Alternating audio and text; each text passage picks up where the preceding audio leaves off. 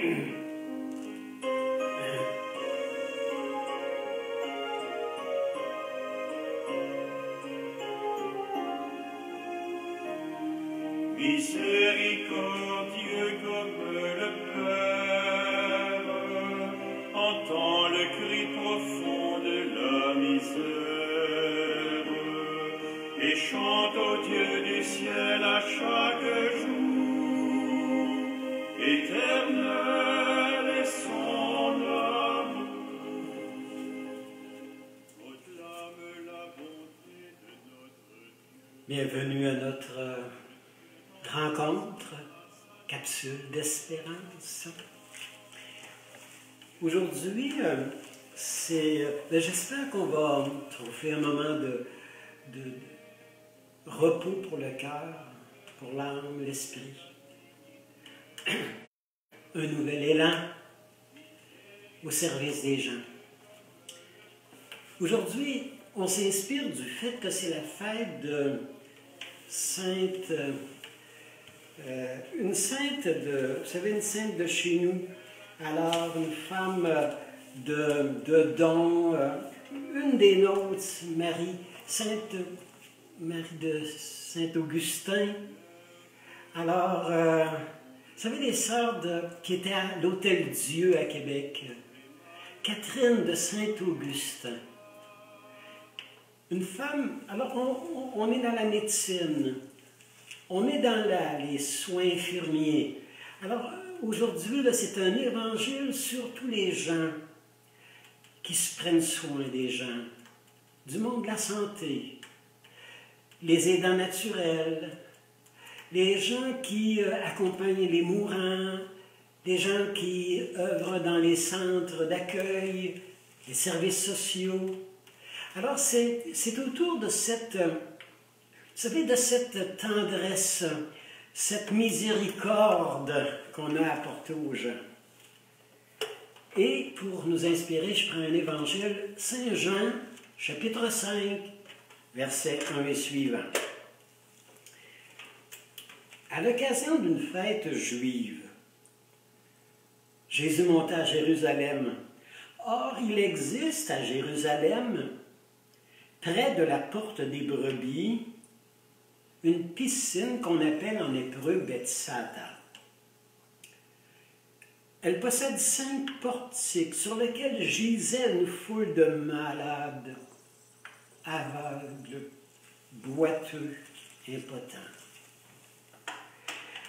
Et quand l'eau de la piscine s'agitait, le premier qui descendait à l'eau pouvait être guéri.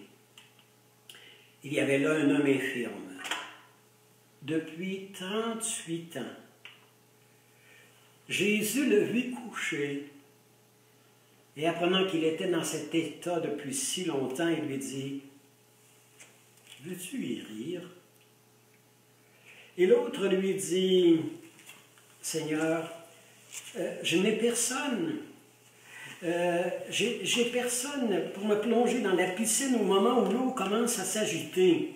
Il y a toujours quelqu'un qui arrive avant moi. » Alors, Jésus lui dit, « Lève-toi, prends ta civière, marche. » Et aussitôt l'homme fut guéri, et il prit son grabat, il marchait.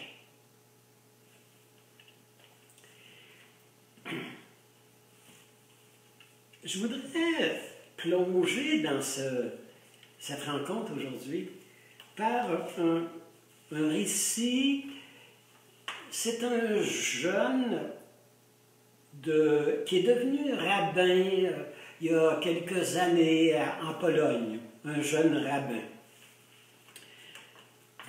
Et au début de son service pour accompagner les gens, aider les gens, leur redonner un peu d'espoir dans la vie, il avait rencontré quelqu'un alors qui était venu le voir pour être aidé.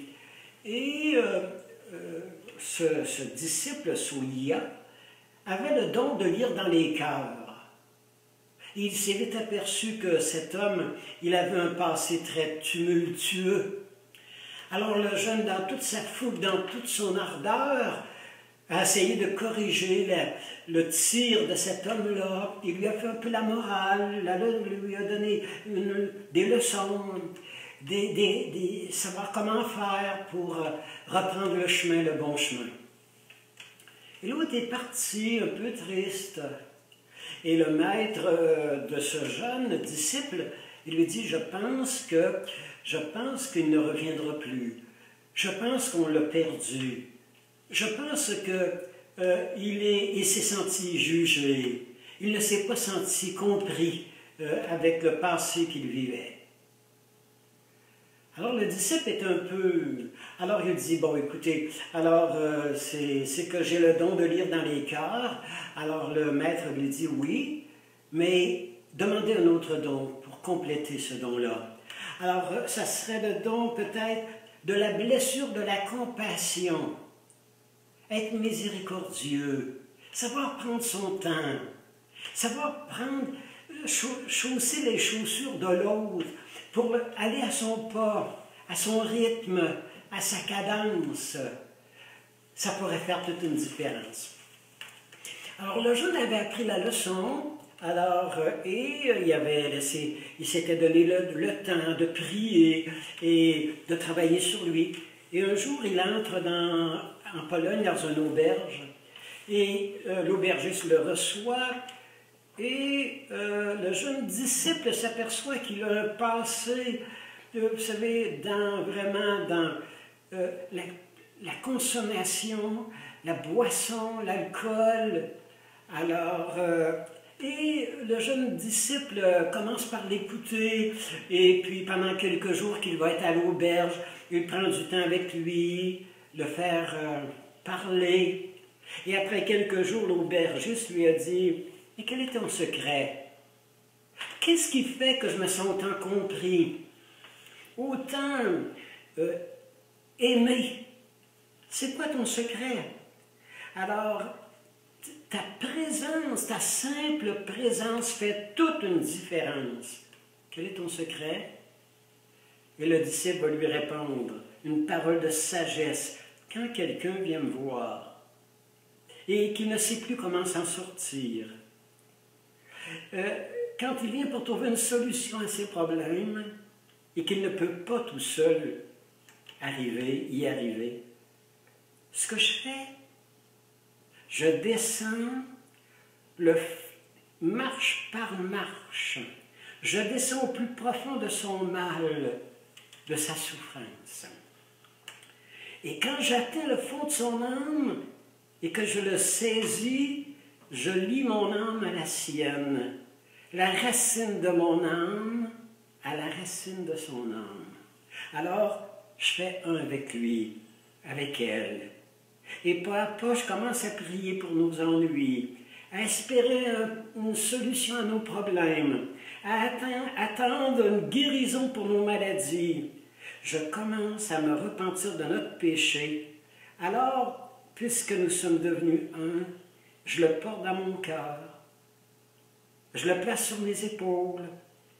Alors nous montons marche par marche pour vivre et faire ensemble la remontée, pour déboucher ensemble sur la lumière et marcher vers des nouveaux horizons. L'accompagnement. Marcher au pas de l'autre. L'inviter, mais lui donner le désir, le goût de trouver sa source, d'aller au fond de lui-même, de déterrer la source enfouie dans son cœur. Je vais vous donner une belle comparaison. On raconte qu'il y avait un homme assez âgé un jour sur le bord d'une rivière. Il s'était rendu compte que la rivière était débordée et la tempête, c'était le vent. Alors, il a vu un arbre tout près de l'eau de la rivière et il voit un scorpion dans l'arbre. Il lui dit, mais il va se noyer, le vent va l'emporter, la crue des eaux va... Non, non, non, non, non. Alors il descend tranquillement et va vers l'arbre où se trouve le scorpion et il a réussi à l'attraper pour le sauver. Et le scorpion lui a le piqué, le mordu. Alors il recule et il s'aperçoit quelques heures après que le scorpion est encore remonté dans l'arbre. Alors il descend à nouveau.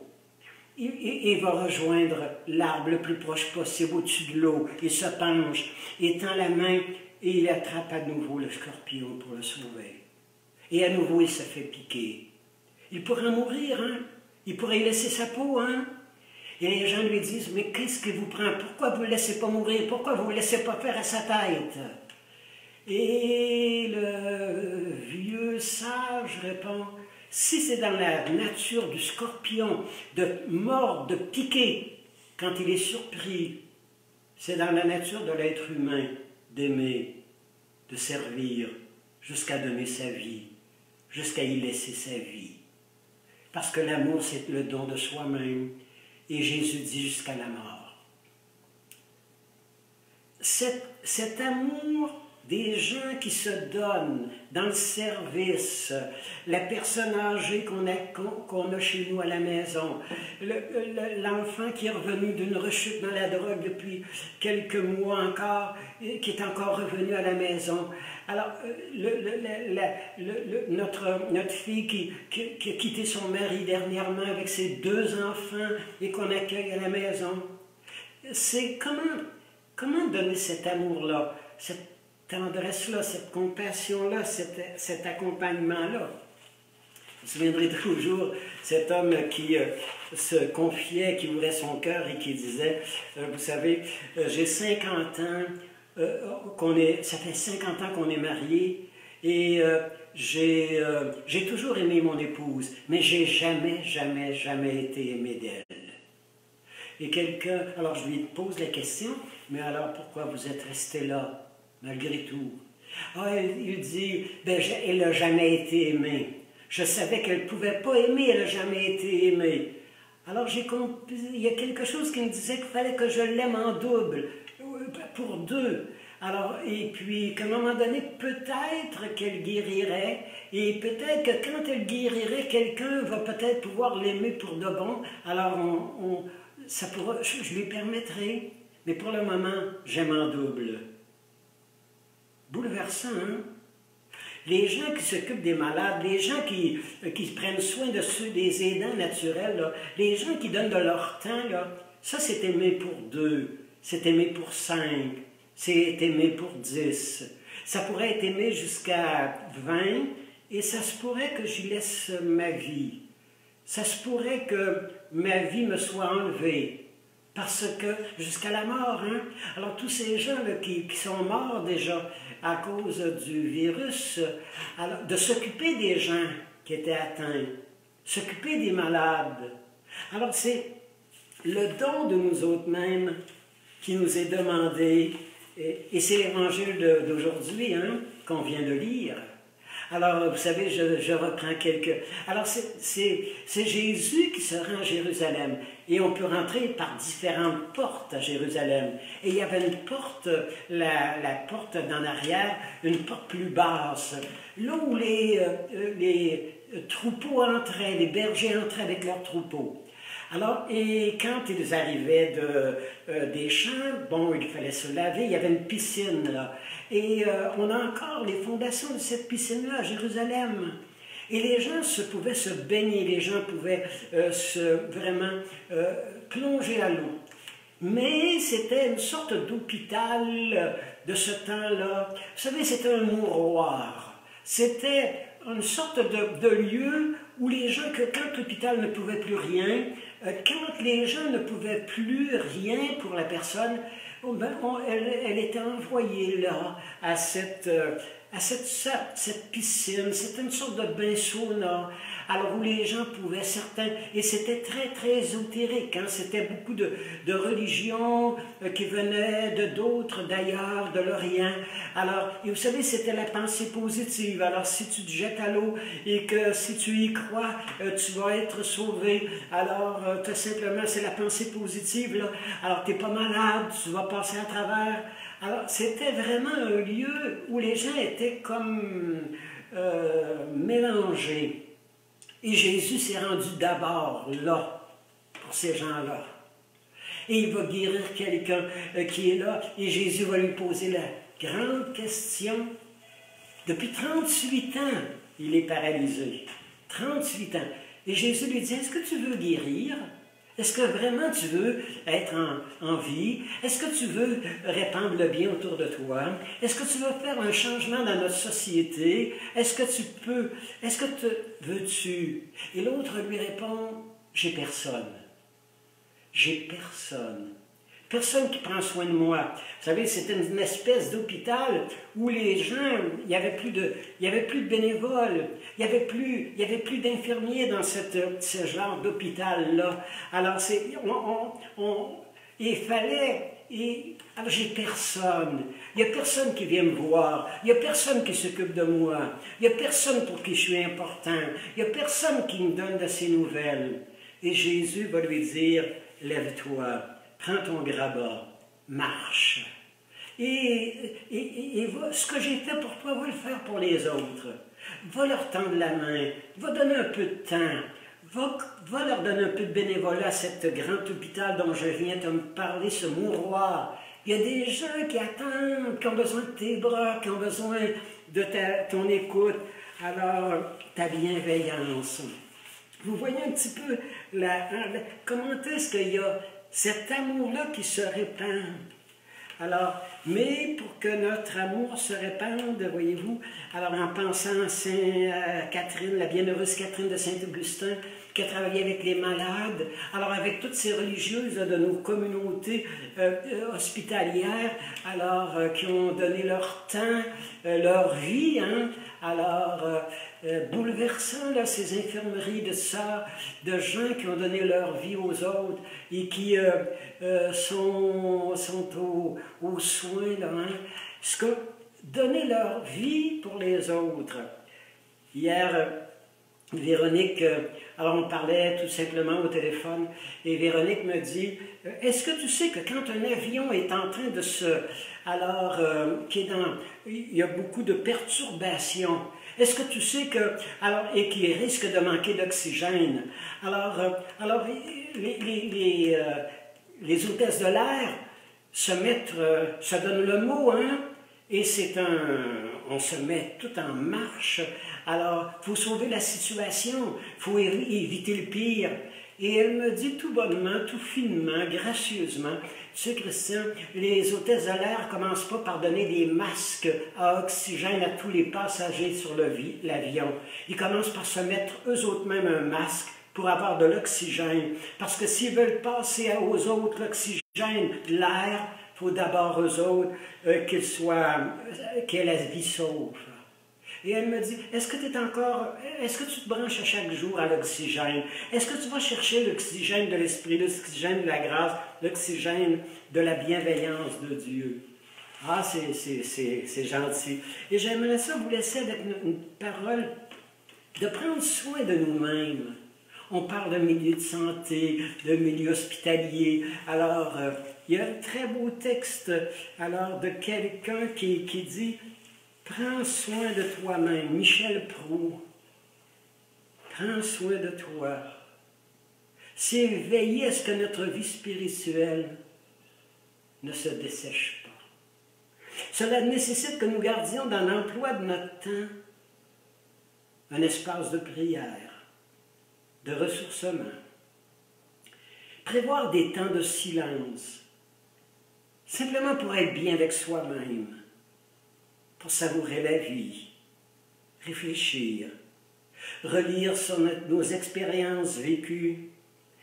Tout cela contribue à oxygéner notre vie intérieure. si nous ne développons pas ce genre d'intériorité, nos engagements se transformeront à la longue en activités desséchantes, épuisantes, et le vieillissement développera des raideurs de caractère.